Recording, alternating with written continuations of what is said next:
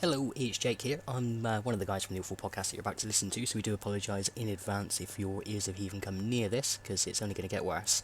We want to do a couple of shout-outs off the back, so we do get some in the episode, but they were very, very poor.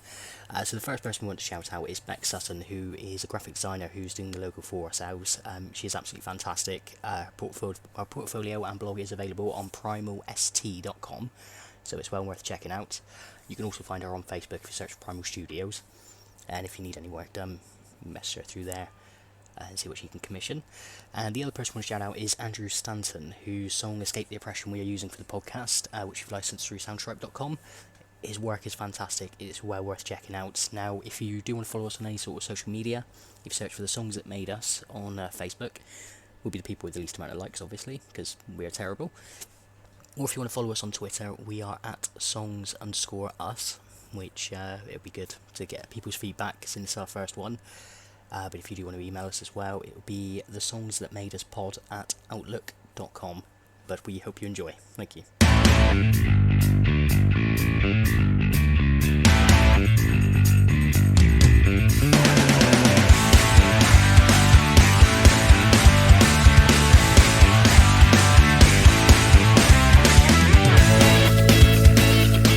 Hello and welcome to the very first episode of The Songs That Made Us. You're here with Jake Hughes and Connor Reed, the two hosts, two ignorant people who know nothing about the world but insist on telling people their opinions regardless. We're here to talk about albums that we love, and we're going to be subjecting a lot of people to various interrogation techniques learned by the FBI and the criminal profilers of the behavioural science unit.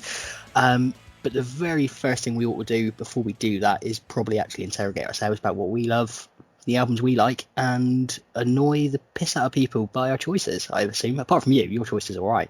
Yeah, my choice is divisive, but but I shall hand you over to Connor now, so you can stop listening to my monotone voice at the moment, and you can introduce your album, why we're doing this, all that kind of shit. Yeah, that's all right. What's all this about FBI techniques? That came out of nowhere. I don't know. What witchcraft are you putting on me? I've been reading a lot of John Douglas. It's who knows? I just say what comes to my head. Yeah, man. About these things. Shouldn't take it seriously. Oh, I'm sorry. No, that's okay. So, obviously, the first album is we're going to look at your choice for the main goal for this whole thing is obviously looking at the albums we love, albums that seem to define us or define certain points in time of our lives. Yeah, I suppose it's just about how it makes us feel, how it's, without sounding too preachy or lovey-dovey or anything like that, but me and you, both huge music fans, I think that's sort of the kindling of our friendship years and years ago, I suppose.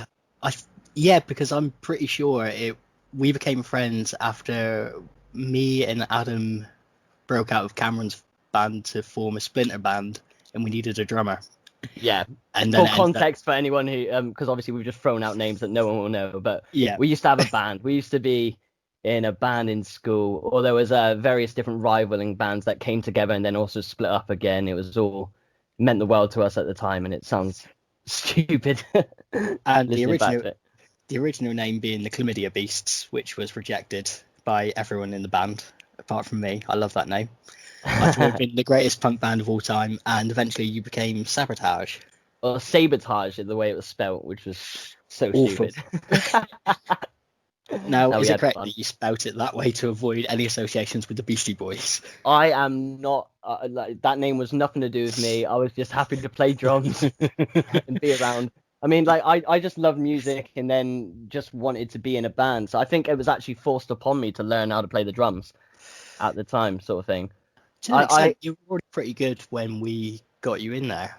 Yeah, I had to mess around. It's the only sort of instrument that I could sort of handle, because I suppose I like just hitting things rather than being technical, I suppose.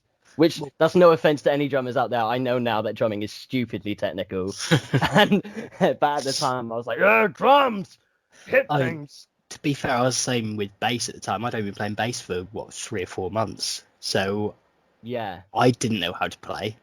I couldn't read fucking tabs to save my life. I was playing through the bell tolls on the wrong string. Yeah, man. Well, like now, music is an insane part of my life, and I practically do it for a living. And I'm still, I meet people all the time that do the same, and they know how to read music and everything like that. And that's never been my thing. I can't do that at all. But I know how to play. I know how to listen to music and all of that. And yeah, I suppose this podcast is just sort of a celebration of all the things we love about music and all the things other people love about music as well. The idea is to not necessarily go too in depth about I don't know, labels and like techniques and everything like that. It's just talking about songs and albums and about how much we love them, and having guests on and talk about albums that impacted their lives or just albums they love. And it doesn't need to be too deep. It's like, oh, this album changed me. It could be as simple as, yeah, I just like listening to this, and here's why. You're going to be annoyed when we get to my album then, because my album did change me. But that's fair enough. Well, so my album I'm going to talk about is a very, very famous album to a lot of people in the UK, but then also people I meet all the time have never even heard of the band, which is mind-blowing to me, which is The Stone Roses by The Stone Roses. It's their debut album, came out in 1989, so a bit before my time, a bit before yours. Only a couple of years. Yeah, but The Stone Roses, obviously, to some people, a massive band at the time, huge throughout the whole of the UK.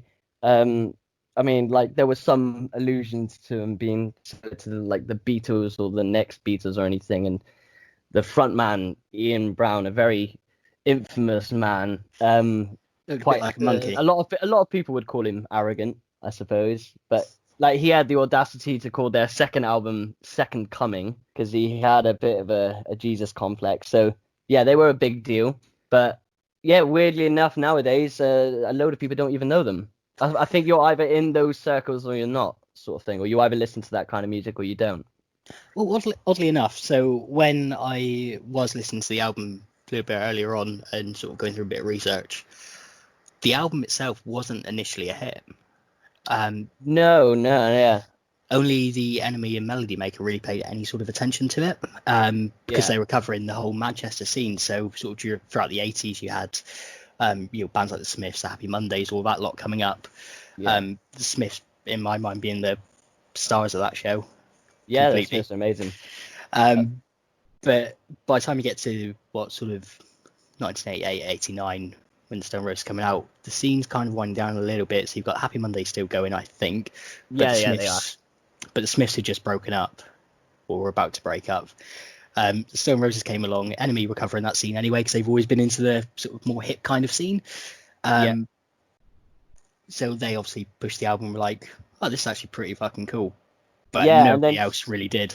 And then sort of since, I think, to my mind, rightly as well, it's gone down as, well, it's considered by a lot as one of the best British albums ever made.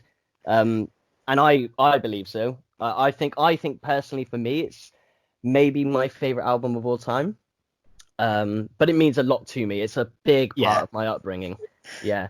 So for a little bit of context, a lot of my music taste in general, I've got quite a broad music taste now, but a lot of my music taste in general comes from my parents, as I think most people's music taste does. And my dad, growing up, being obsessed with all things Manchester, despite us living on the opposite side of the country, was obsessed with Stone Roses at the time when they were around, and also continues to be to this day. And I just remember growing up, car rides or around the house, because there's always music blaring in the house. It's just constant Stone Roses, Charlatans, Oasis, which the Stone Roses are a massive direct influence on Oasis. So chances are, if you love Oasis, you'll love the Stone Roses. For anyone listening, Ian Brown is a massive influence on Liam Gallagher, and I think you can see that in their personal lives quite a bit with their personalities, especially in the way they dress. I think the Stone Roses were certainly, them and the Happy Mondays were certainly that more, the way they dress in sort of like the Parker, all that kind of stuff. And I think, like, so for me, when we're talking about how these albums are like personal to people, this album for me, like, without sounding too pretentious or artsy or whatever like that, shaped a lot of me. The way I dress still to this day in a lot of ways is very influenced from that scene, from the sort of old school rock and roll rave days of early 90s into like the style of Liam Gallagher and that British rock and roll scene. It's a lot to do with the way I dress. It has influenced the way I talk in a little bit of ways. With like I always make a joke of saying you're twisting my mellow man, which is a sort of something that Shaun Ryder used to say a lot. And this music is a sound. The Stone Roses album specifically is like a soundtrack to a lot of events or things that have happened in my life. I suppose it's just because I listen to it a lot, but I listen to certain songs now and then I pinpoint memories with them, which I think is a sign of a really important album to you. But I think I was one of those lame people that made one of my ex-girlfriend, who a mixtape. And the first song on that mixtape was "She Bangs the Drums" which is on this album. It's a great tune. Second song on the album. Yeah. Similarly, when me and that girlfriend broke up, I remember listening to Made of Stone and crying and being angry. So that's a nice soundtrack to that as well. I think Made of Stone is also one of the first songs I learned on guitar.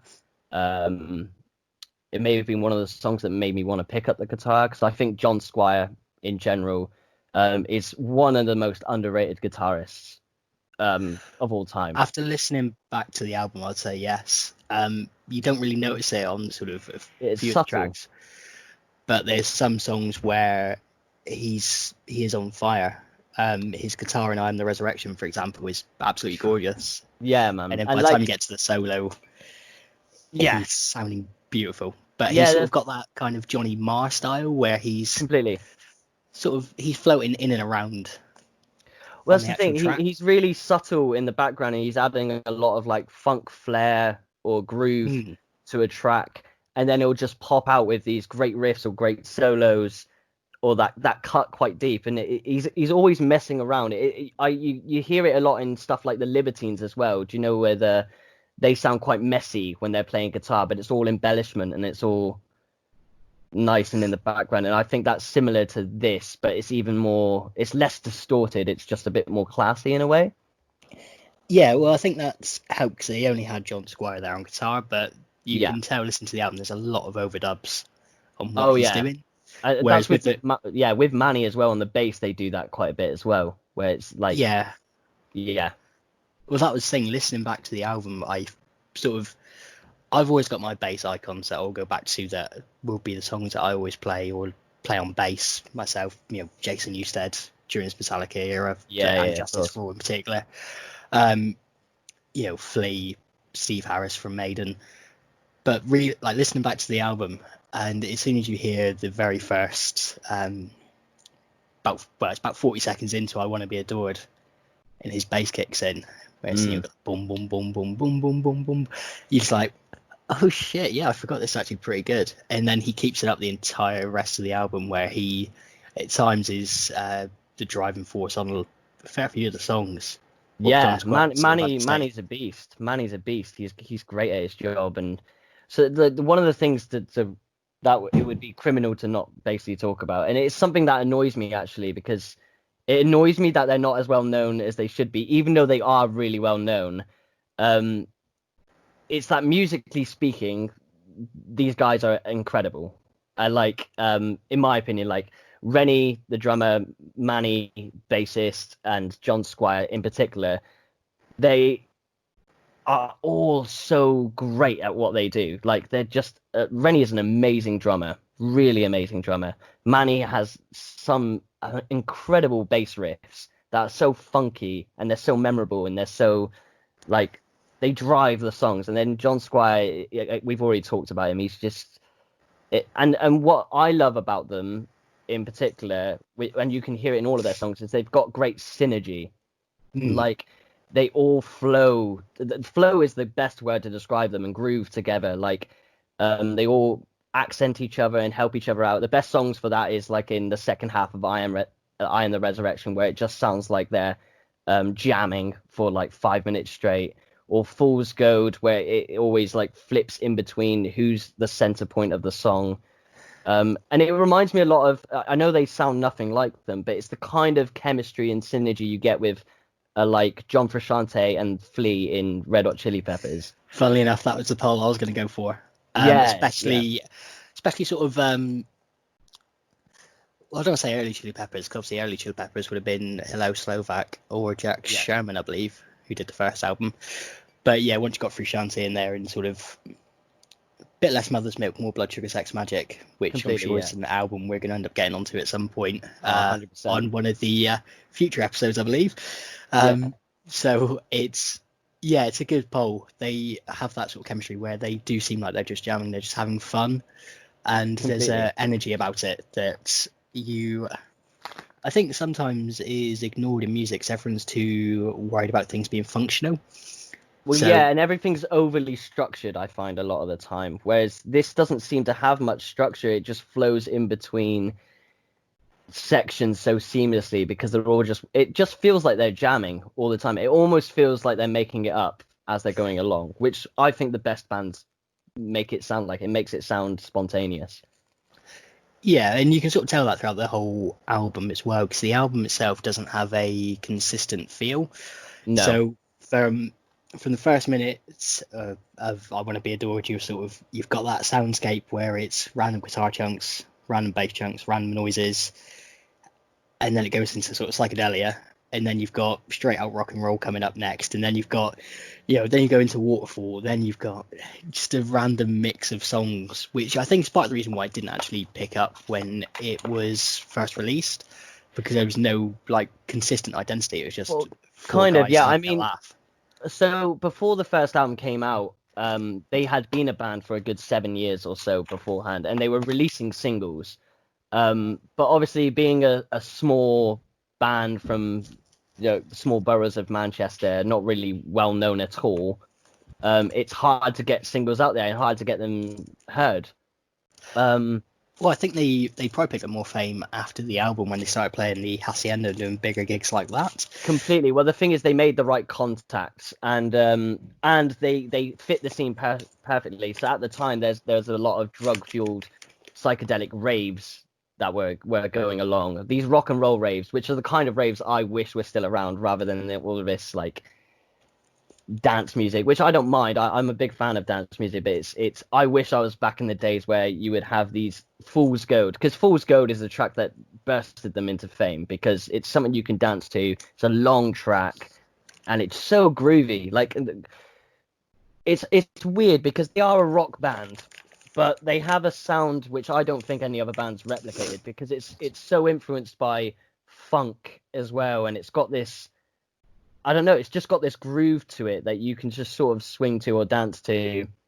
And it doesn't feel like rock and roll in the same way as like The Who or Oasis. It's not straight rock and roll. It's got this funky, groovy, like I would say it's quite thing. Sort of, yeah, it's got that the sort of, it's more of a progressive version of the Northern sound.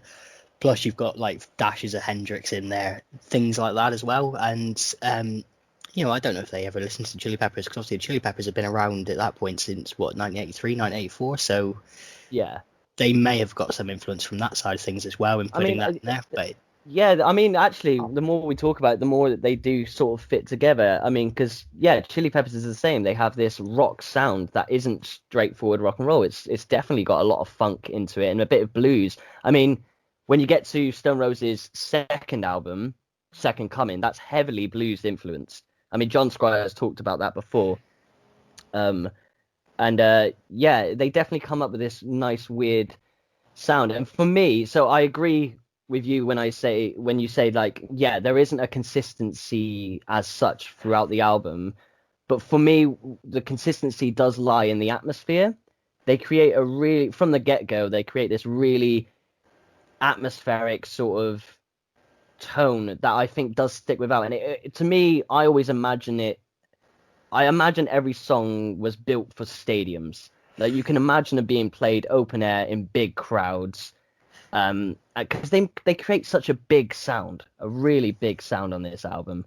But that I think goes back to the overdubbing as well of the instruments. Yeah. So the production is amazing on this album as well. The production is great. See, oddly, that was one of the things that was criticised at the time. Mm. The production was described as monotone, I believe. I can't remember What? whose quote that is. But I think also we've probably both only listened to the remastered stuff. Well, no, I definitely growing up definitely didn't. My dad used to have it on cassette tape back when you had right, so he would have had the original when, yeah. Which, No. obviously now I listen to the remastered version, so that's a very good point. Yeah, so it does sound a lot more filled in, I imagine. Completely. But I've never listened to the original from when it's released because I wasn't a band that I grew up with. It was only after meeting you that I ended up listening to them. Well, yeah. Yeah, Christ. But I'm going to put you on the spot now then. So Okay. this is the main part of the interrogation. This is where the FBI techniques come in. Mm. Favorite song off the album and why? Okay. I think. Confrontational. Yeah, it's a dual.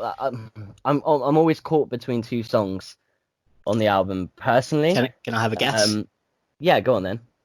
So I say hands down, I Am the Resurrection. Yeah, that's definitely one of them. The other one's a bit harder because there's some fucking bangers on that album. So I'm gonna go with Made of Stone. Oh, well done. Yes, Very well done. that's what you get when you've known somebody for what 15 years. Yeah, roughly, yeah. Around about Man, that. yeah.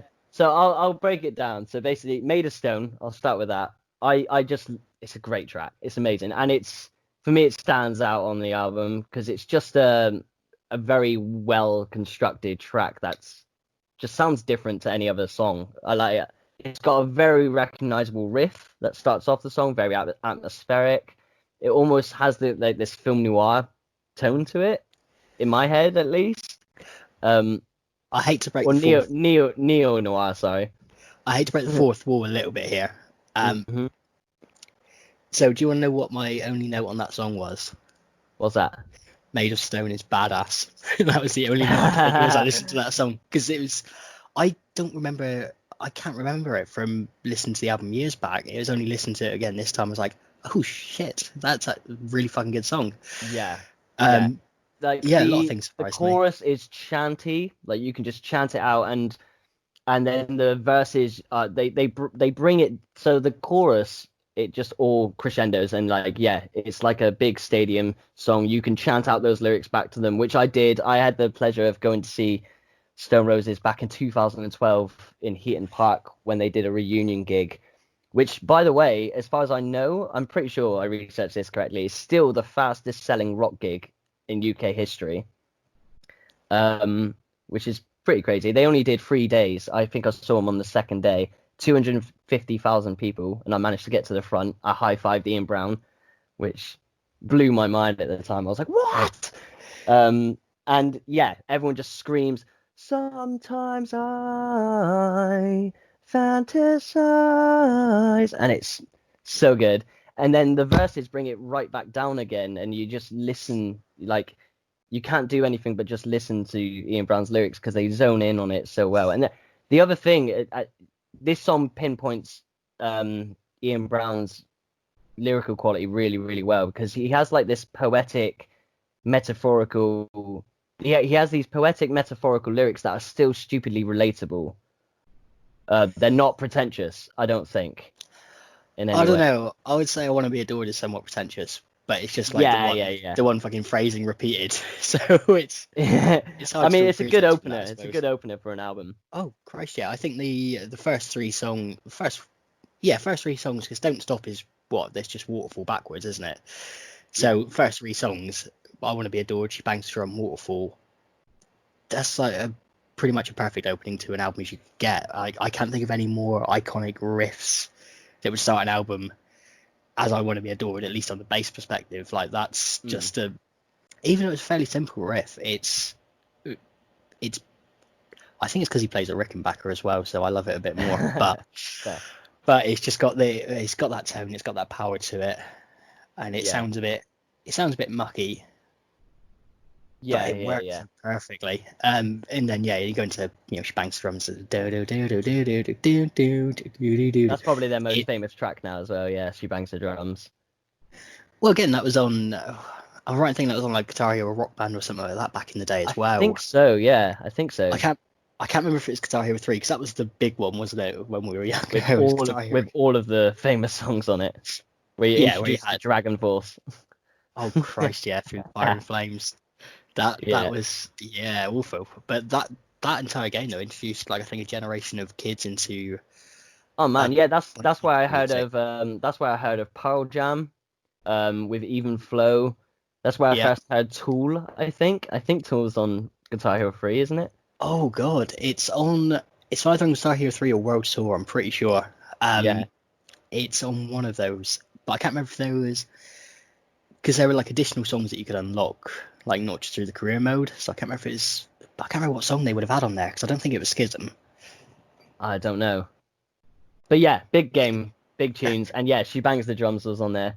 But yeah, I think like I just love Ian Brown's lyrics. I think yeah, maybe he verges on just metaphorical nonsense sometimes, but I think a lot of the time it's just really relatable, paints a good image in your head, and it's not forcing a kind of agenda on you or forcing a point necessarily. I don't necessarily think he's trying to say stuff specific in his songs, but he paints a picture where you get enough information that you can put a meaning to the song.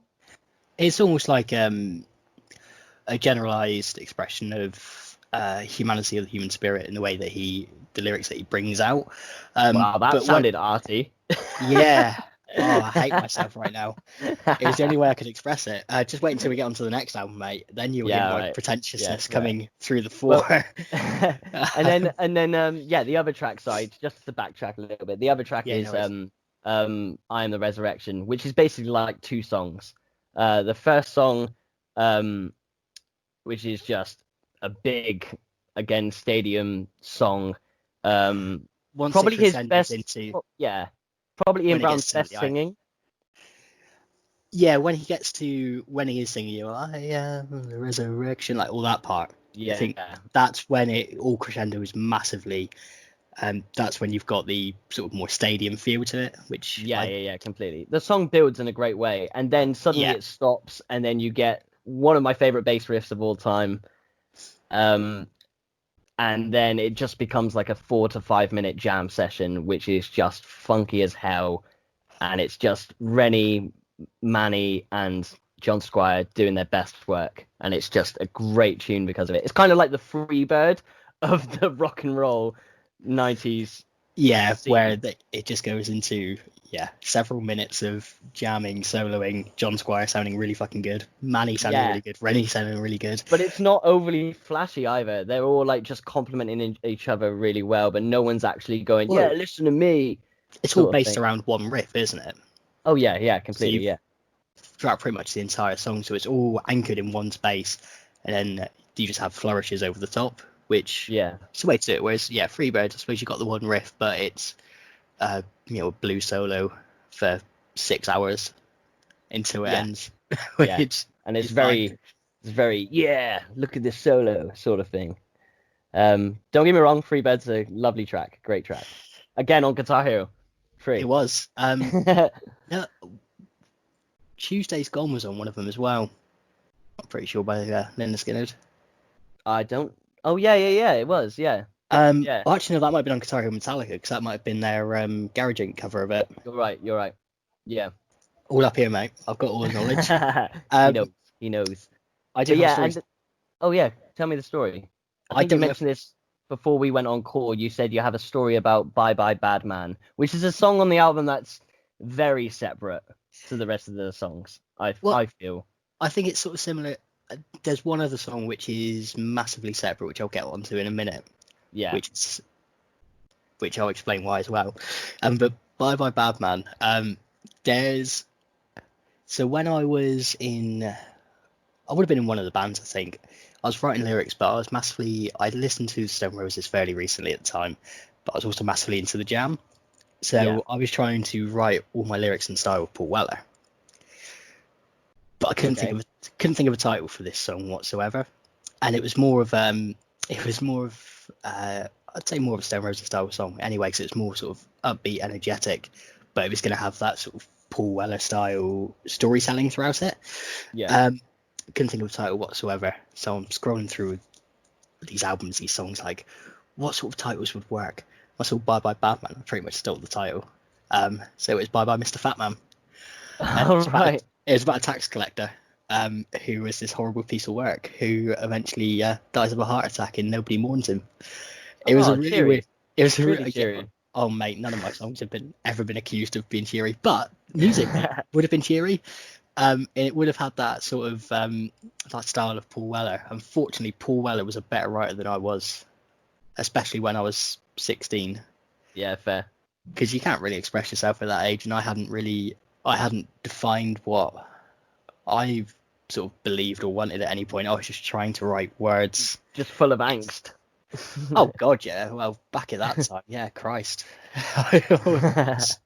I don't think that's changed much though. I'm still a terribly angsty person. Well, mate, well, that's why you picked that album for your. Yeah, we'll get onto that. There's a lot I want to say about that album when we get onto it. There's a lot I can tell. But no, I've got a little cool thing to talk about that as well.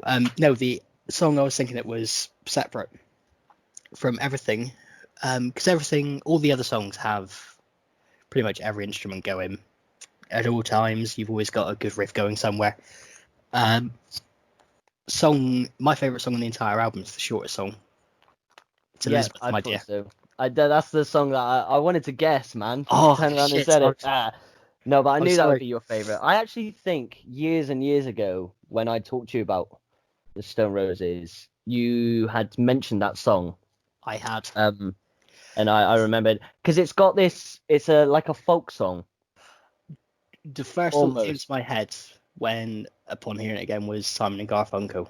Yeah, that's a very good shout. Yeah, so it's very Simon and Garfunkel. Yeah, it reminds me of sort of like for Emily, Wherever I May Find Her, or Scarborough Fair, or anything like that. Yeah, but it's just this slow acoustic riff with Ian Brown just singing over the top of it. It's beautiful, haunting, but it's only like 54 seconds, which is a blessing and a curse. Because on the one hand, you start there going, well, that was a beautiful 54 seconds. Like, I don't know how they could have improved upon that. I don't know where else they could have taken the song. But on the other hand, it's, oh, well, I've got to move on to songs for my Sugar Spun Sister, which, not my favourite song. Fair, I like that song a lot, but fair. I mean, it's kind of I think that song kind of divides the album in a way that the songs after it, until you get to like Fool's Gold and I'm the Resurrection, they're I don't want to say a more commercial sound, but do you know what I mean? They're just more straightforward songs. They're more straightforward rock and roll songs, and they're a bit more cheery. I found that with Shoot You Down and This Is the One, is I sort of kind of wanted them to be over because I knew I'm the Resurrection and Fool's Gold were coming up. Right. Yeah, so I kind of get you. They were kind of just like your sort of average songs on the album. They weren't bad necessarily. They just weren't as interesting. Okay, I understand. I mean, but that's obviously because like you go into that album, you look at the track list, and because you heard it before, whatnot, like you've got great finishing songs to come to, so you're kind of waiting for that. But then saying that Made of Stone though surprised me because I had no memory of that song. And so when that hit, I was like, whereas with the other two, me and my voice because I'm extremely knackered, and I was just sat there going, well, I've got to listen to the other album as well, so I need to hurry up and get this through to the end. But no, I can concede as well. Like, I listen to the whole album all the time because I love all of it. But if I'm going, oh man, I really want to listen to this specific song, I'm rarely ever going to Bye Bye Bad Man or Sugar Spun Sister. Like, they're never songs that enter my head and I go, yeah, I really want to listen to that right now. Whereas like Waterfall or Made of Stone or She Bangs the Drums, I'm always like, oh, I really fancy listening to Waterfall right now. Well, it's the reason they're the iconic songs of the album. It's because they are great songs. It's without a shadow of a doubt. Like, they are. I mean, everything about them. One thing we haven't mentioned is that it's their debut album, which is insane. Like, it's one of the best debut albums of all time, in my opinion. And you've got at least, I'd say at least 80% of the album is they're all phenomenal hits. Like, they're all excellent songs. Well, isn't it? I think half the album was released as singles. Yeah, which were pretty much the big songs. Yeah, I'd agree with that. I'd say debut album is up there. Trying to think of what else would be up there for debut albums. The Smiths by the Smiths. Yeah, that would always be up there for me. I'd give that. I mean, I'd say personally, I know I don't know where you stand on this band actually, but for me, the Arctic Monkeys, their first album is phenomenal. I've never really listened to much of them. I've only ever heard like one or two songs. I actually really want to do an episode just entirely on them, because I want you to listen to their discography, because especially if you listen to... We won't go much about Arctic Monkeys because I do want to do a whole episode on them, but especially if you compare their first album to their latest album that came out, I think, last year or the year before, where they go from... Their first album is a bit more of a rock and roll / punk, heavy, it's slightly harder, heavier, scratchier sound, whereas their latest album is very overly produced. I love it, but it sounds Bowie. It's like David Bowie work. I think Billy Talent 1 would be my other pick for a good debut album. Yeah, as well as Iron Maiden by Iron Maiden. Yeah, fair. Yeah, we'll have to do an episode on Arctic Monkeys. We have to. I really want you to listen to them. But I would say we'd have to do an episode on Maiden, but we would have to talk for approximately as long as their albums go on for. Which can be a special edition episode. Yeah, if we ever have a Patreon account, like it would be 6-hour episode where we discuss every Maiden album possible it's ever existed, including the X Factor and Virtual 11. Ooh. Which, to be fair, I love the X Factor. I think it's a great album. But fair.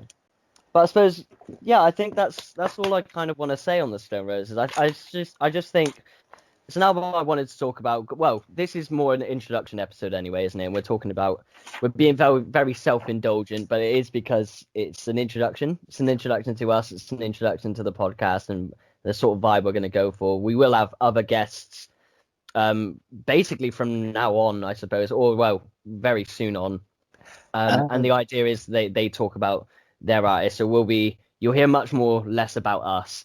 But yeah, I mean, this album means a lot to me. I love it to pieces. I think it's an absolutely phenomenal album, and if you haven't heard it, please give it a listen. I think this is a fully accessible album. I'd say I don't think you need to be into a certain genre of music to like this album. I just know what's coming next, so that's why I'm giggling. Because the next album that you're going to be talking about is, I would say, less accessible. I will say I was very surprised by how much I loved it. I thought you would, especially some of the guitar solos in there as well. Man, the guitar solos, the guitar in general in this album are phenomenal. Yeah, so the album that I pick, which I think is possibly my most listened to album, my favourite album of all time, also an album that defined me during a period that was extremely bloody hard. It's The Holy Bible by Manic Street Preachers, released in 1994. The first two things to say about the album is the album can never be talked about in isolation. The album's always going to be linked to the disappearance of Richie Edwards. And who for anyone who doesn't know is the amazing guitarist songwriter for Manic Street Preachers. He was an amazing songwriter, not a great guitarist. He was chiefly the lyricist. James Dean Bradfield wrote all the music along with Sean, the drummer. Oh, really? I didn't know that. Yeah, Richie Edwards. Richie Edwards was very much... I hate to compare him to this because I think he has a lot more talent than this guy. But he's very much the Sid Vicious of the band. Right. Yeah. And Sid Vicious, that's a good comparison to make, because this is straight punk, in my opinion. It's not heavy punk, but it's definitely it's new wave, not new wave. Oh, people are going to hate me for saying that. Yeah, God. This is... But it is an evolution of punk. It's definitely got punk roots. Oh Christ, especially. And I think for modern day audiences, for anyone who hasn't listened to the album, if you go and listen to it now, you would see it as punk. I will say to anybody who wants to listen to this album, it's a very dark listen. It doesn't it doesn't put you in a happy place. It's a very heavy political album, but in my opinion, actually, because let's not pretend that we're not in a very hard period of time. Not just in the UK, not just in the UK, but around the world at the moment. It's a very turbulent time. And honestly, I think this album's a great album if you're feeling a lot of anger or you're feeling a lot of, you're just feeling a bit down about the world, about the situation you're in, then this album's a great album to just crank up in your living room and dance around to and really mosh around to, because you'll vent. You will proper vent. So I'm going to give 2 pieces of context to the album. So obviously we've already touched on Richie Edwards' disappearance. Yeah. The album, lyrically, I think Nicky Wire, the bassist, has said it was roughly 75% Richie's lyrics all the way through the album. And it was a man with severe declining mental health issues, battles with anorexia, alcoholism. He had been, I think, during the recording process, or it was either during the recording process or the tour just after the recording, he ended up admitted to psychiatric facilities. He was admitted in and out of hospital. He had to go into rehab. And wow. He was self-harming on stage. He was not in good shape during this album. Man. And I think that comes through massively. So that's the first bit of context. The second bit of context is more why I relate to the album so much, which this is where we will get a bit more self-indulgent about going in and about our feelings and things like that. I'm a person who suffers severely with depression and anxiety, crap like that. I have a history of self-abuse. I've got a history of certain substances which aren't so great. So when I first heard the album, I would have been about 17, 18. In the 18s, we just started smoking. This would have been post Chili's. Because I picked up National Treasures, their entire singles DVD. Magic Creatures, when we were in Birmingham for Chili's. So at the time, I was struggling with a lot of stuff. I didn't want to deal with school. I didn't want to deal with people. I was becoming more and more isolated and nihilistic. Hearing, I think would have been Faster, would have been the first song I heard from the album, which is Richie Edwards' masterpiece, and being like, oh, I can believe in nothing and it doesn't matter. Like, that's a justified belief system to have. And I would sit on my windowsill, like one leg out the window, one leg inside the window, having a smoke, listening to that album repeatedly. And it would be throughout periods of self-harm and stuff like that as well, but it helped me not feel so isolated. I get you. It's something to relate to, isn't it? Mm-hmm. Exactly, 100%. And I think that's one of the issues with mental health, or trying to recover with mental health processes. If you're feeling isolated and you're feeling alone or struggling with people and not able to deal with things, you need something to connect to, whether or not it's a massively aggressive, dark album, or whether it's, a friend reaching out at the right time. You need that something to keep you anchored in reality. Now, bear in mind that this whole thing's not going to be a great revelation to any of the 5 people that listen or give us a listen initially. Because they know me and I'm open and honest about all this stuff. I can't hide my scars. But I'm going to go through the album a little bit, and I'm going to talk about my absolute favorite things.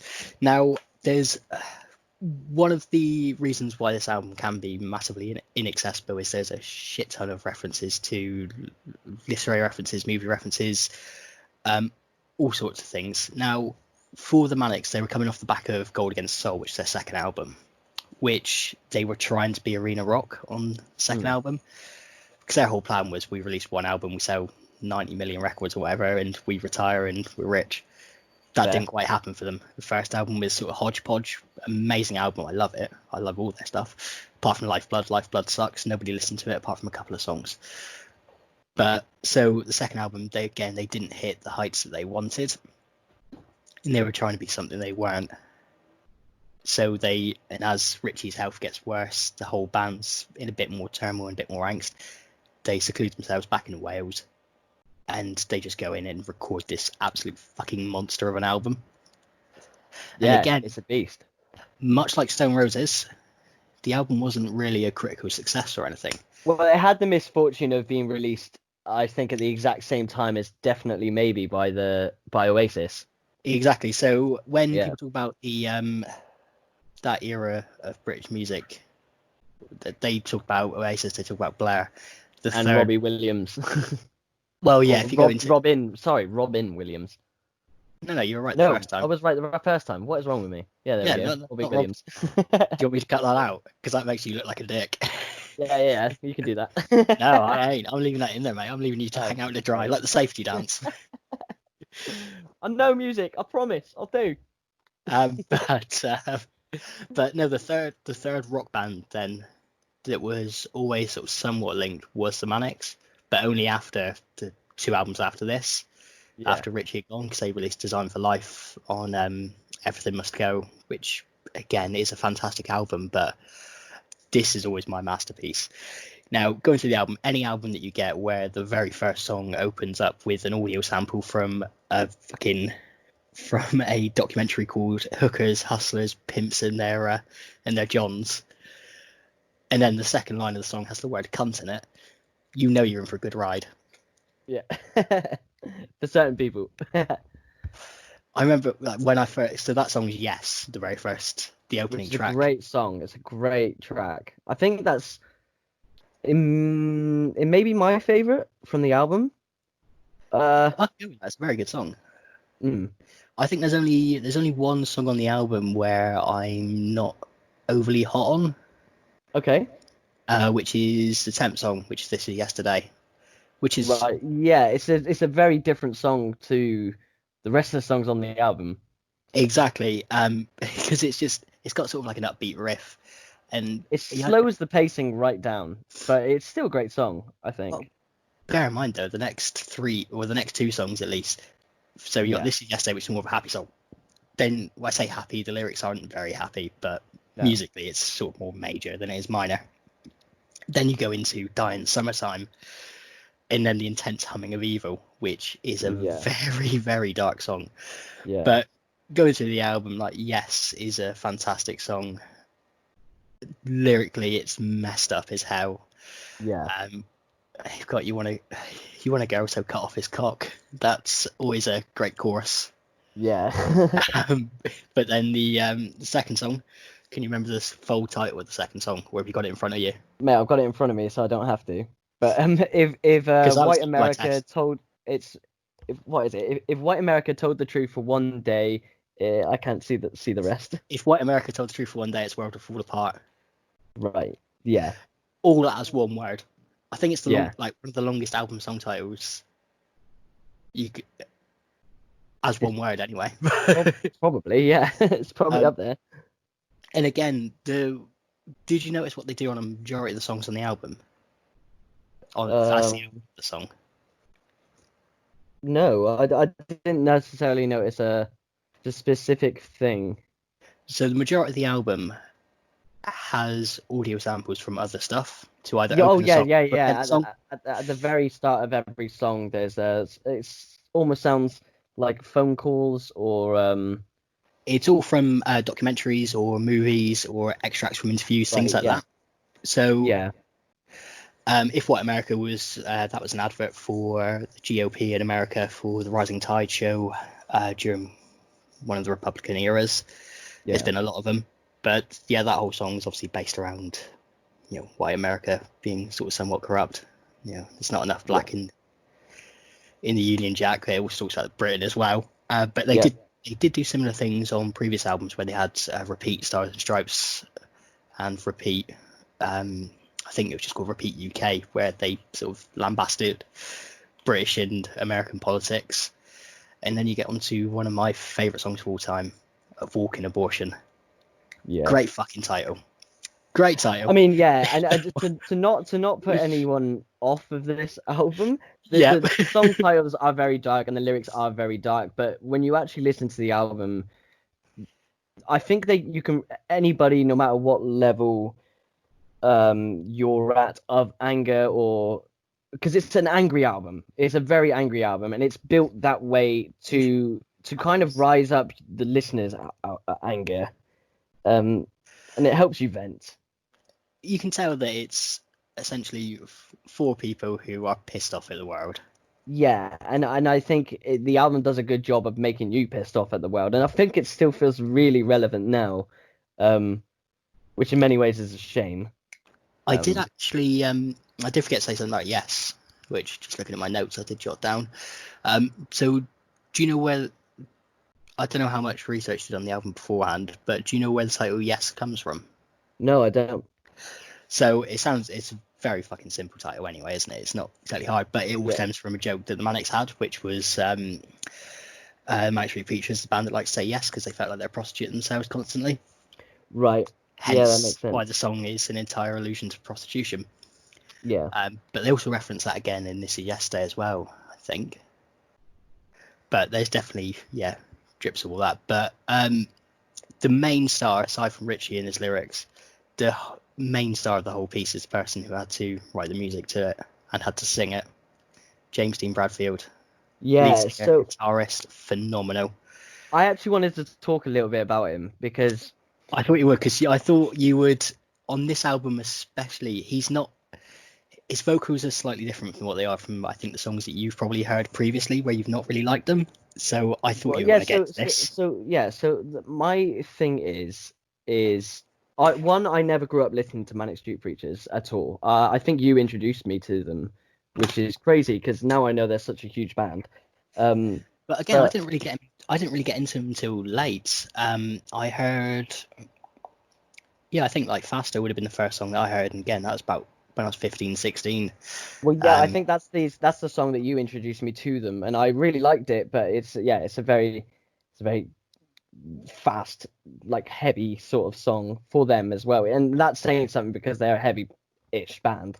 Um, um, and yeah, I don't know what it was because they were never really on my radar. Like I had heard a Design for Life. Everyone's heard Design for Life. It's a great song. Um, but nothing about them grabbed me. I was never that in. I understand. It's a weird one because they're one of those bands that I've appreciated are very, very talented. Great guitar, great drums, amazing vocals, and specifically the vocals. I can objectively say he's an amazing singer, very, very good singer. But despite all of that coming together, I can objectively say I've always thought they were a really great, talented band, but I've never liked them. And I think a large part of the reason I never liked them is the vocals, because despite him being a great singer, he's got a very nasally tone. And he does have that on this album as well. Not a very nasally tone. I think that's gives it a bit of injustice, but it's got a very specific tone that other singers have. One thing I will say that they remind me of slightly is Billy Talent. Weirdly yeah, enough, I think he sings in a very similar way, which yeah, I is know what you mean. So he's pretty much after this point, his vocals start to become more cleaner but more higher pitched. yeah, yeah, So whereas this album, his vocals are very, very dirty. Like yeah. They are it's they are very dirty, and the thing is, growing up, I never liked it, which is weird because I've always liked Billy Talent.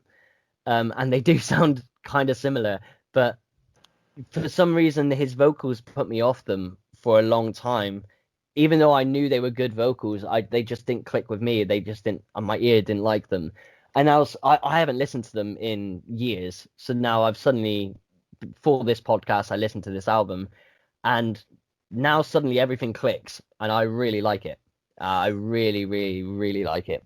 Um, it's, I think for me as well, I've always been very much into British rock and roll, British rock, and of course Manic Street Preachers are British, but because they they're don't Welsh. sound, yeah, yeah, yeah. They're not from the They north. yeah, I suppose that's it. I think a lot of the bands I've always listened to, again, I listen to a lot of different stuff, and of course I listen to loads of American artists, and I love the Red Hot Chili Peppers, and I love bands like the Gaslight Anthem. Just a sidebar a second.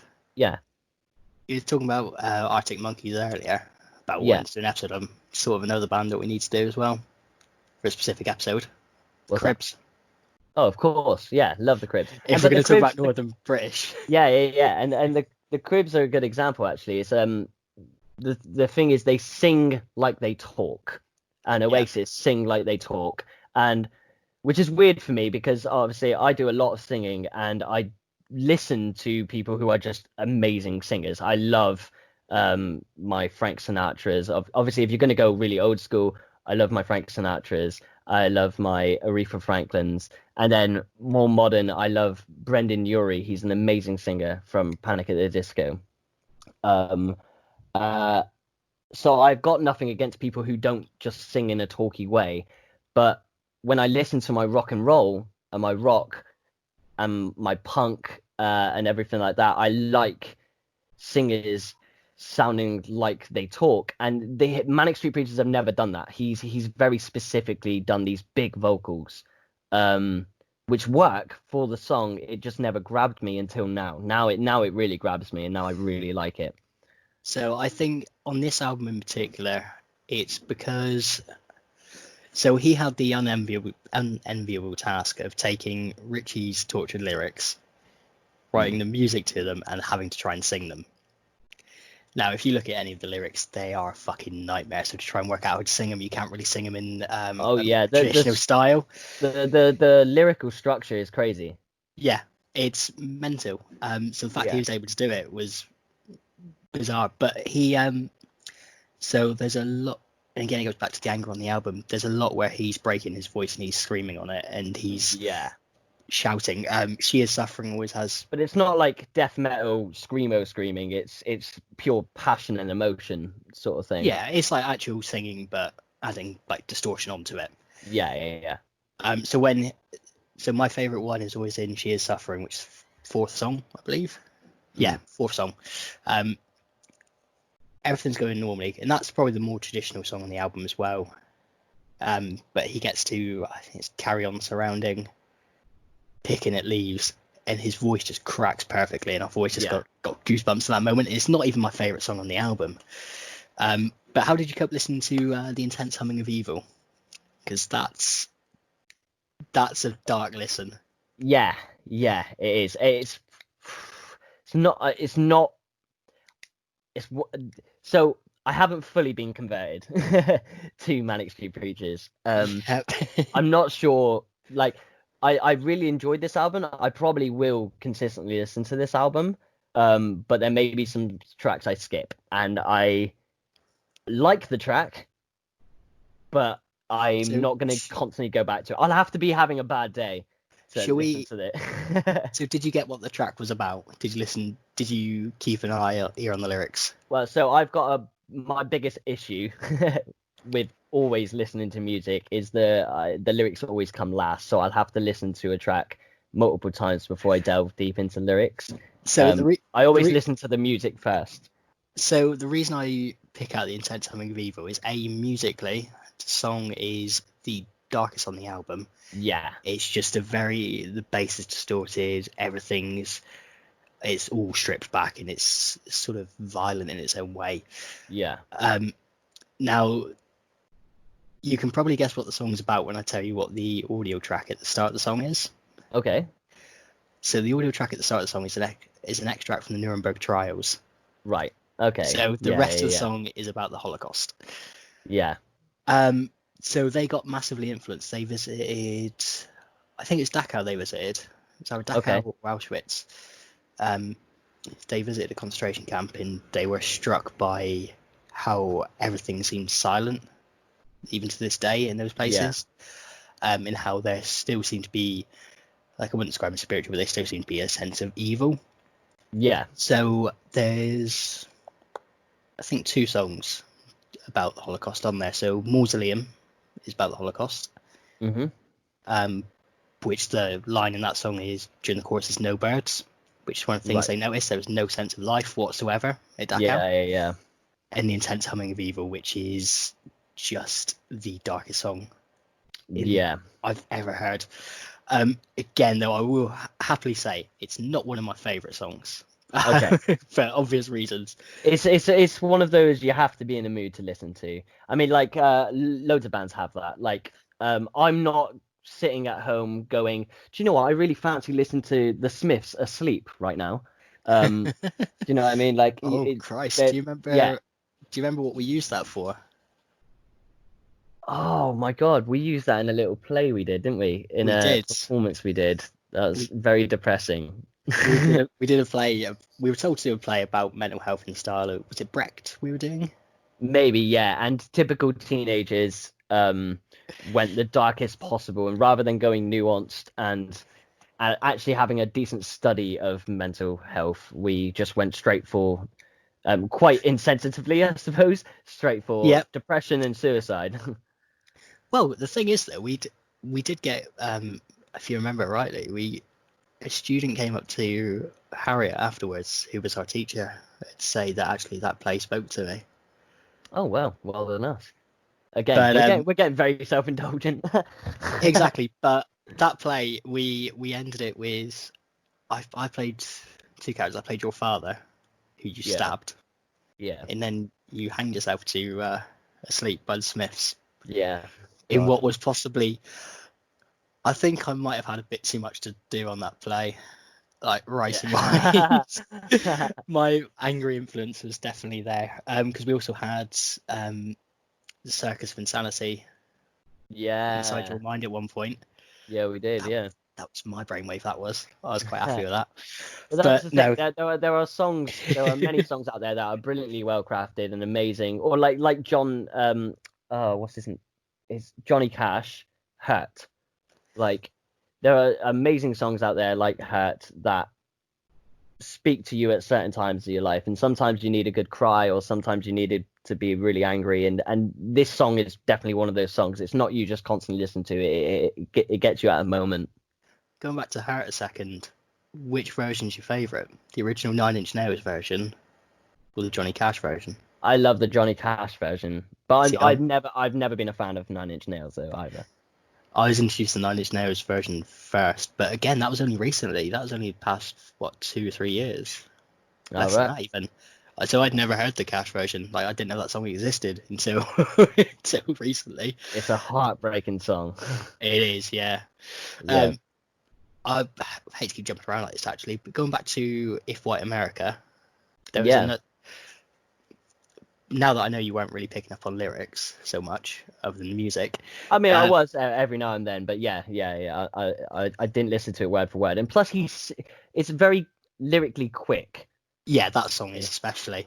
Yeah, What do you think of the drums on that song? great.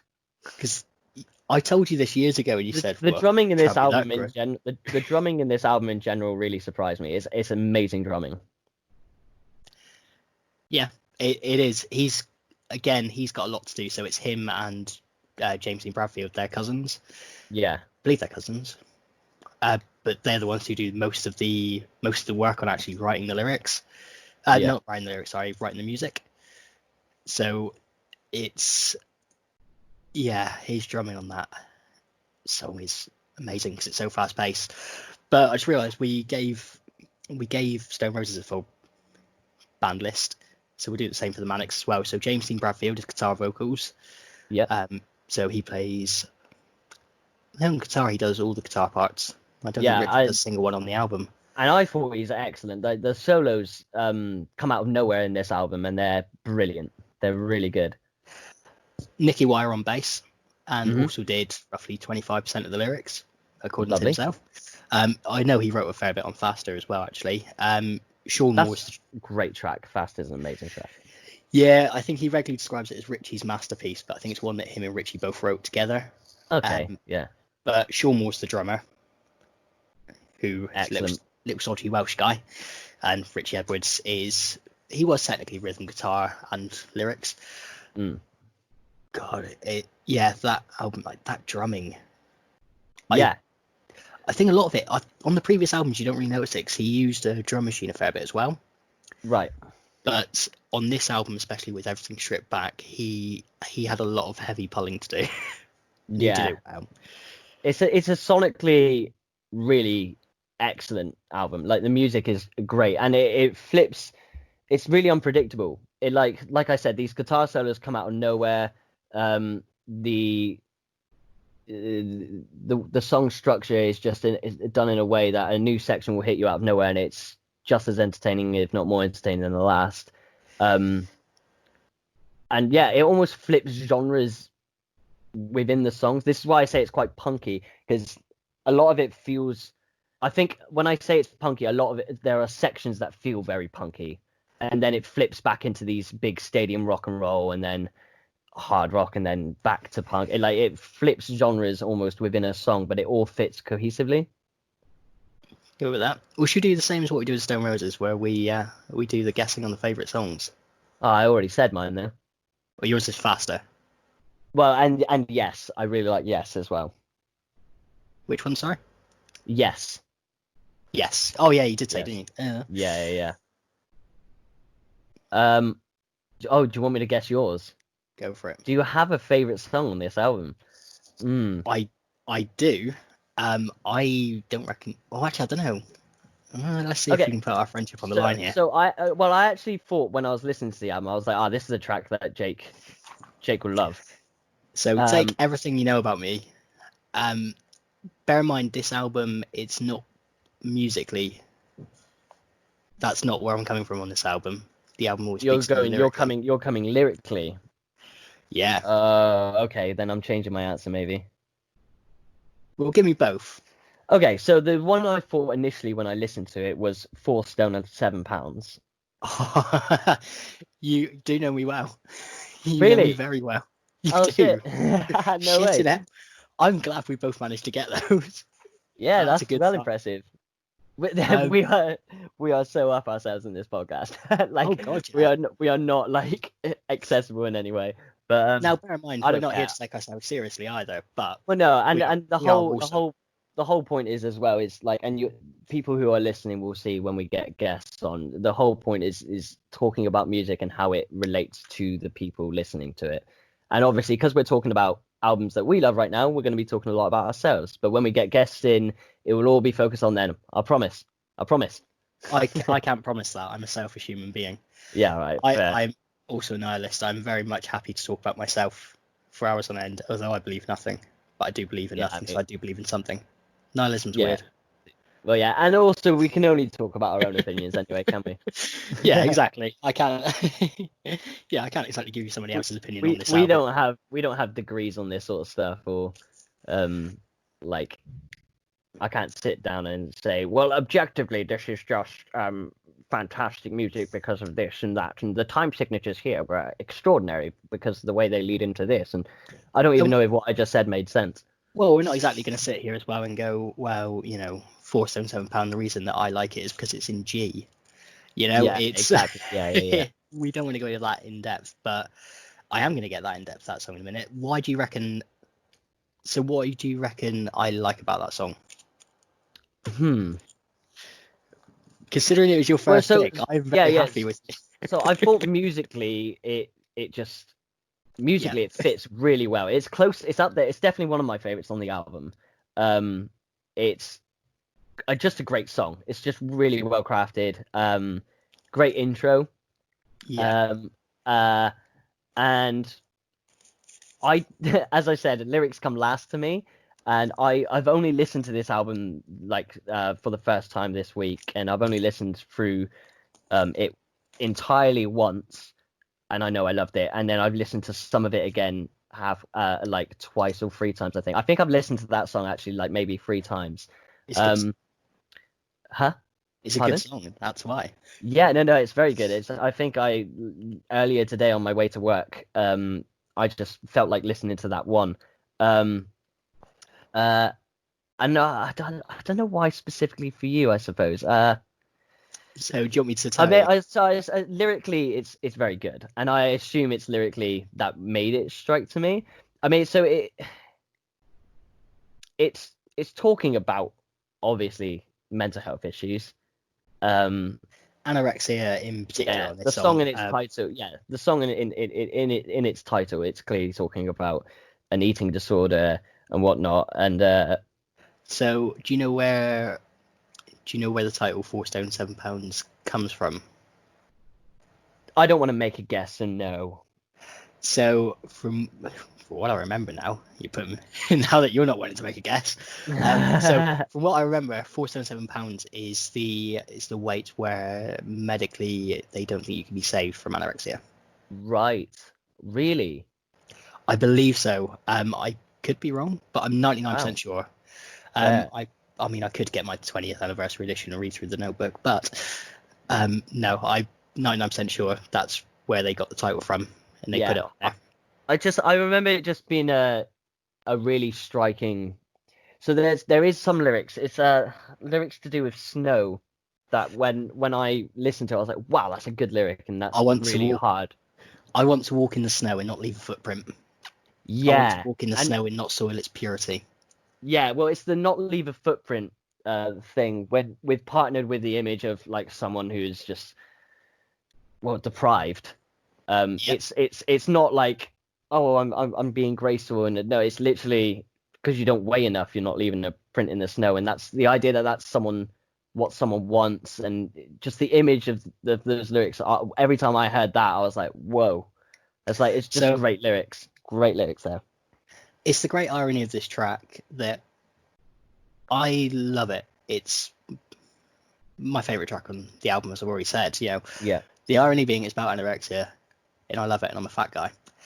That's the irony I love. I think that's why I like the song as well. But no, it's the outro that does it for me. Oh, really? So when it goes into that slow, yeah, and you've got there's, give me 2 seconds. Yeah, so self-worth scatters, self-esteem's a bore. I long since moved to a higher plateau. This discipline's so rare, so please appalled. Just look at the fat scum who pamper me so. Yeah, 4 stone 7, an epilogue of youth. Such beautiful dignity and self-abuse. That line always fucking stuck with me. Because bear in mind, I was listening to this when I was self-harming. So there's such beautiful dignity in my self-abuse. I'm pretentious and young. Yeah. Don't do it, kids. Not good. Well, not good at all. Feels good in the moment, but don't do it. No, it doesn't, and it's not good, and it's horrible. And well, I'm not going to sit here and lie. Yeah, There's a reason I did those things. Bear in mind, the chemical reaction in your brain is very much like taking heroin. That's why it's addictive. But don't do it. It's a bad habit to pick up. Yeah, of course. So kids, don't do drugs either, unless you really want to have a good time. I'm not here to tell. I'm not really here to tell people what to do. I can't fucking judge anybody on anything. We're not preaching. Well, you are. You're trying to get this hole that I've dug us in. No, I'm not. On episode 1, I've already destroyed us. I sunk the Titanic early on. Nah, man. I don't want to do a podcast where we can't talk about things like that means shit. And that's the thing. It's like this album's deep. It's really, really deep, and it isn't stupidly accessible, like we were alluding to earlier. That's not to say you need to be in a dark place in your life to listen to this album. Of course you don't. And it's very. Do you think we should have done this the other way around, where we do the angry sad album first and then end with a happy one? Because in hindsight, we're Empire Strikes Back of podcasts here. Yeah, that's it. We'll leave them wanting another sequel, mate. We'll leave them wanting a happy ending, at least. Yeah, exactly. But yeah, the very last lines of the song as well is I finally come to understand life through staring blankly at my navel, which is, when you're depressed, you do sit there fucking staring it into nothingness, trying to work out the meaning of life. Now, despite all that, and despite the album being incredibly dark and moody, it's got a lot of energy. Oh my, that's the thing I was going to get to, is that it's pacing wise, it's extremely upbeat, and like this is why I probably shouldn't keep saying it because it's not punk, but I allude to punk quite a bit because for me it has that punk soul to it, because it's hard, it's fast, it's thrashy. Even if you don't listen to it lyrically, which you should because the lyrics are amazing, but even if you don't listen to it lyrically, you can have a great time with this album because the music in it is just excellent, and it does get your blood pumping, and the solos are vibrant. They come out they're really energetic, and they're just great, and they're gems. They're really gems, and it is a entertaining listen. It's not depressing music that it's going to leave you depressed, or leave. It's not going to bring you right down. It's like the Smiths in a lot of way. Like the Smiths talk, all of their songs are sad. There's not a happy song.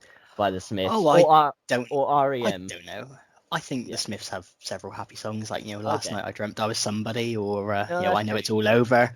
Yeah. The But like, happy Smith songs there about are some happy death. Smith songs, but there's a lot of Smith songs that are just dark, but they're always so upbeat, and they're great to listen to because they're just energetic songs as well. And the same with like REM, like all of their songs have a really dark context to them, but it doesn't make them slow you down or bring you right down.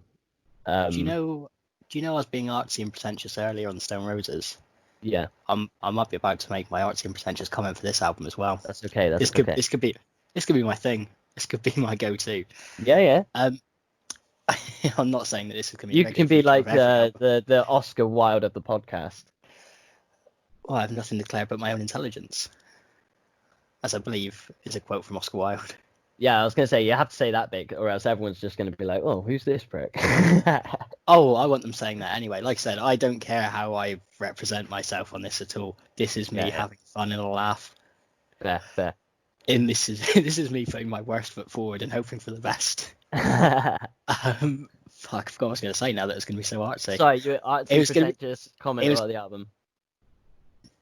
Yeah, and this I think is the same with the Smiths and REM as well. If we're going down that route, even though the album is incredibly dark, there's always some sense of light around the edges. Even though the album feels claustrophobic and there is no hope in it whatsoever, there's a little bit of hope by the time you get to p.c.p. Because p.c.p. is a fucking fast song. That is the song that I would go, that's a punk rock song. Yeah, I get you. Yeah, completely. And it's like that song as well is more self-righteous anger. Yeah, like being angry at yourself. I'm angry at the world. I'm not going to take it anymore. Actually, that's a good point, because that's the vibe I'd go along with the most of this album. I think the bright side comes because it's not a self-indulgent album. The reason but I would say it's like a protest, and it's calling out all of this shit because you know it can be better, and it's about working towards something better. Do you know what I mean? And that's where the vibrancy comes. It's a protest rather than just wallowing in it. But don't expect the vibrancy to be in the lyrics or the music. Not so much. No, I suppose got to take your own edge from it. It's the reasons for the lyrics and the reasons, like, you got to get in the head of the songwriter sort of thing of why they're bringing up these things. I would suggest not doing that if you are depressed as well. Getting inside Richie Edwards' head at this point. No, not of course, kids. No. So did he just like fully disappear? To this day, no one knows what's happened. Yeah. Wow. He's presumed dead, so I think he's legally declared dead. But all they ever found was his car by the Severn Bridge. Oh wow. Yeah. I believe it is 1st of February 1995. He disappeared. Damn. Yeah. That's a shame. He writes amazing lyrics. Well, so for anybody who is a Manic Street Preacher fan, or anybody who does pick up this album after hearing us, which who knows? I don't know what our reach is going to be at this point. I'm assuming less than 5. But if anyone does pick up the album, listen to it, and you are struck by the lyrics, I would go out your way as well to listen to Journal of Plague Lovers, which was an album they released in 2009, which was the last of Richie's lyrics that they had in the scrapbook. Okay. And they did a whole album around it, which is sort of the spiritual successor to this album. Yeah. Although it's a bit more sort of modern manics mixed in with anger. Which also has a song called Jackie Collins' Existential Question Time, where it talks about which it has great lyrics, people. It talks about a religious guy fucking people. It's good.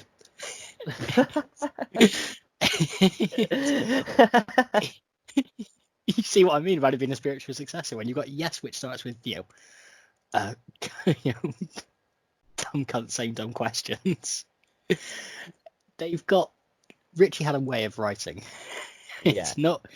There we go. So it's tonight we beg the question: if a married man fucks a Catholic and his wife dies without knowing, does that make him unfaithful? People. Oh wow. That's the opening lyric to Jackie Collins' Existential Question Time. "Oh mummy, what's a Sex Pistol?" It's the chorus. They had a great way of writing. But All Is Vanity is another high point of General Plague Lovers as well. Yeah. Which is, yeah, they were very much at this point just, yeah, pissed off is definitely the right expression. They were not happy. They were not happy. And the vibe is that throughout the entire album. It's like, I don't know, if you enjoy, this may be the wrong thing to say. If you enjoy listening to bands like Rage Against the Machine, you'll like this style of music. It's doesn't sound the same, but it's going about the same vibe. It's about, like, it's anger.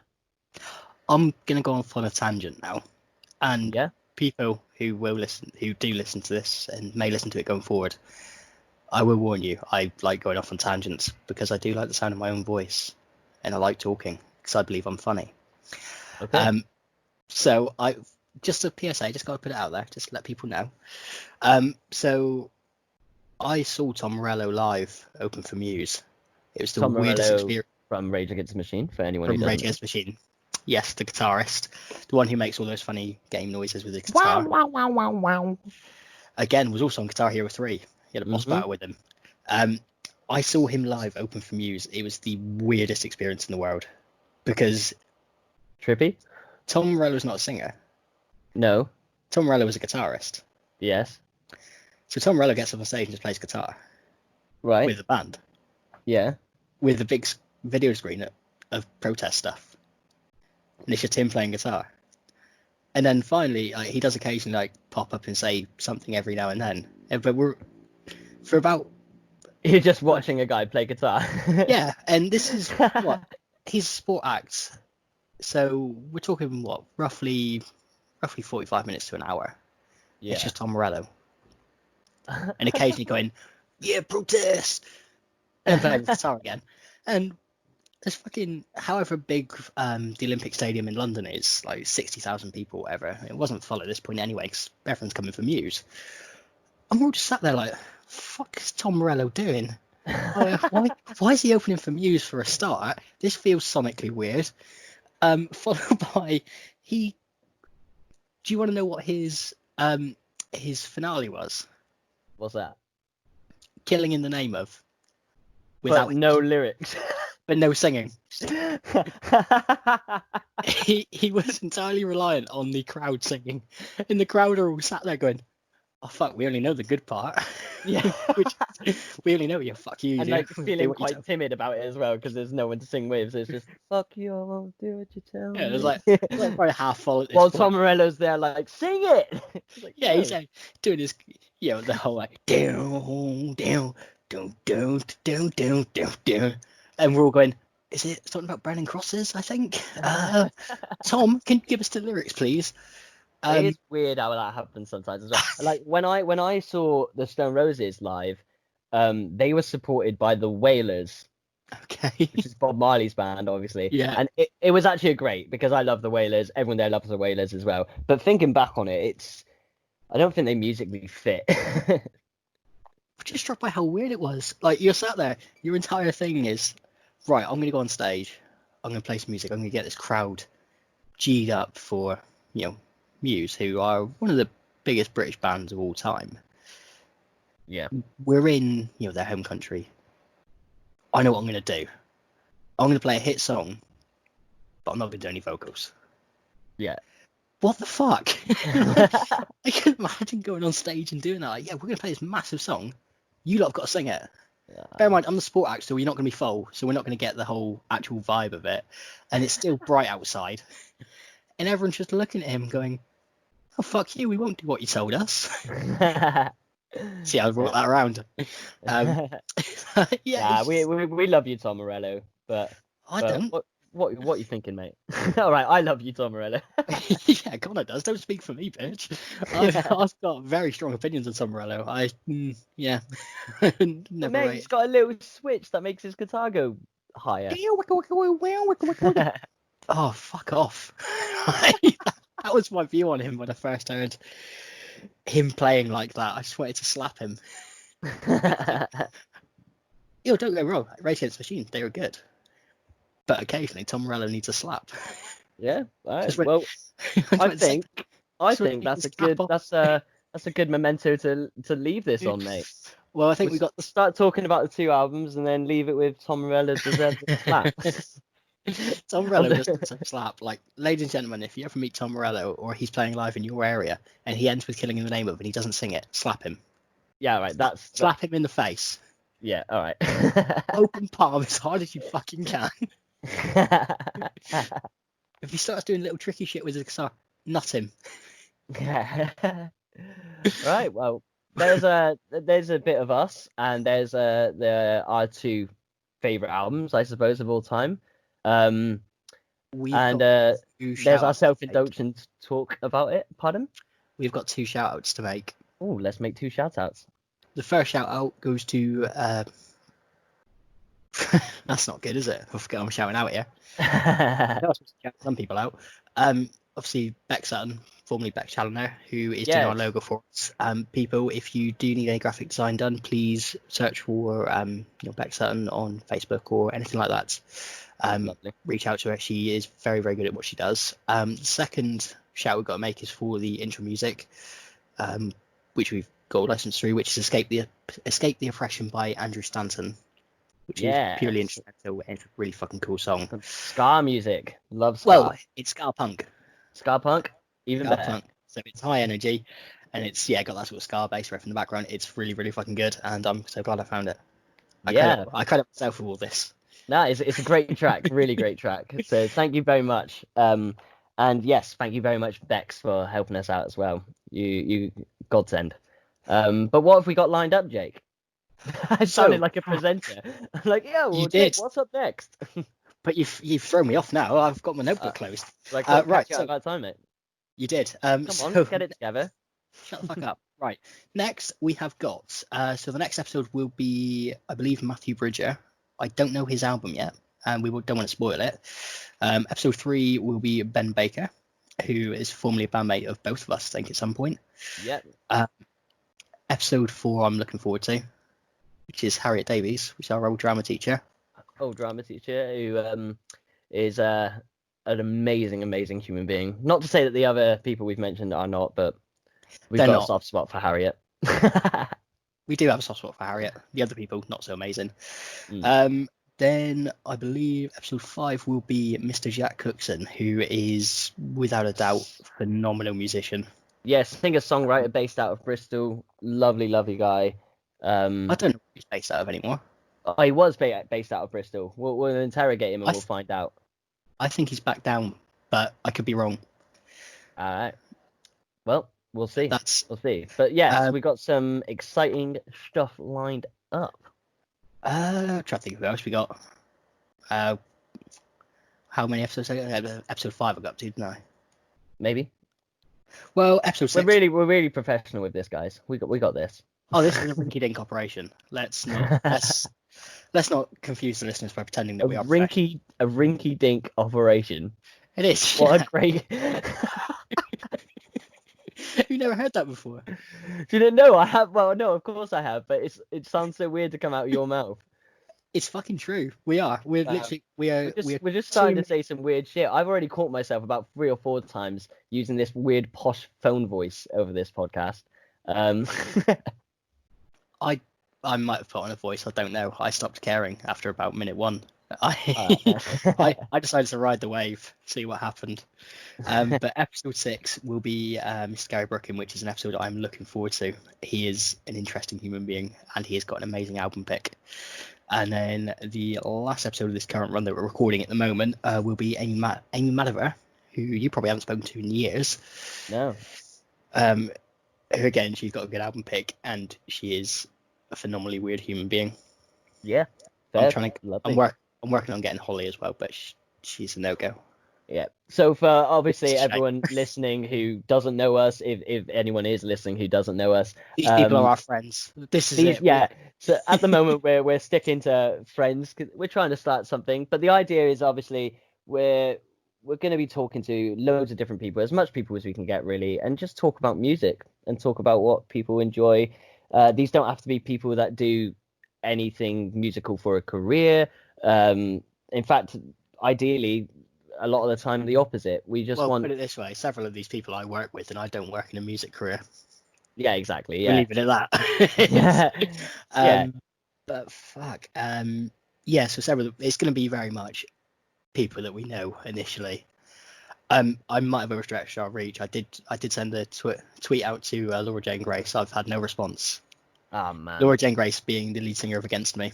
Yeah, come on. Sorry. What's their problem? What's their problem? What's your problem, Laura? We love you, but seriously, fuck you. That I didn't mean. That I will take back. Tom Morello. Yeah, there's no way they're going to get back to us now. Oh yeah, and we're saying it now. First episode promise. Never are we having Tom Morello on the podcast. Apparently, that's Jake hates you. I'll have him on the podcast as long as I'm sorry, Tom. I don't know what to say, man. I don't know what to say. I've not got a problem with you. I'm okay with you, man. I think you've made some great. Yeah. This is how we make it, man. We got to be controversial. Well, I'm good at that. Yeah. I talk a lot of shit, people. I don't always mean it. Tom Morello, though, I do hate you. Yeah, exactly. Let's make this a publicity thing. You know, all publicity is good publicity, isn't it? Start a campaign against Tom Morello. Yeah. Okay. Please play with bands. Don't play on your own. No, he did have a band with him. He had a bassist. He had a drummer. Why don't you hire a singer just to sing? Well, I'm assuming Zach De La Rocca didn't want to fucking leap in from. But you hire a different singer. Well, yeah, but he didn't want to do that because he's Tom fucking Morello. He thinks he's too big for his boots. I let my guitar do the singing. Yeah, come on, crowd, they'll sing it. Fuck you, bold cunt. Fucking hell. I think I've gone too far. We just train wreck the end of this podcast. I am a fan. I will say, I am a fan. Sign off? Well, thank you very much for listening, guys. If you managed to make it this far, if you did, I applaud you. You've got much more courage than I would. If I'd gotten through 10 minutes of this, I would have deserved a medal of fucking honor. Yeah. Medal of valor. We are aware it is just two people waffling about things that they enjoy, and basically it all stems from the fact that I'm having a quarter life crisis. So this is what's happening. Exactly, and we're in lockdown. So what the hell else is there to do? You know, between dyeing my hair, losing weight, and starting a podcast, joining Tinder, exactly. These are all the things that are just having to be done. Yeah, and obviously with the understanding that everyone cares what we think and what we love. So, you know, we're giving the people what they want. I'm just hoping people can recognise my intelligence.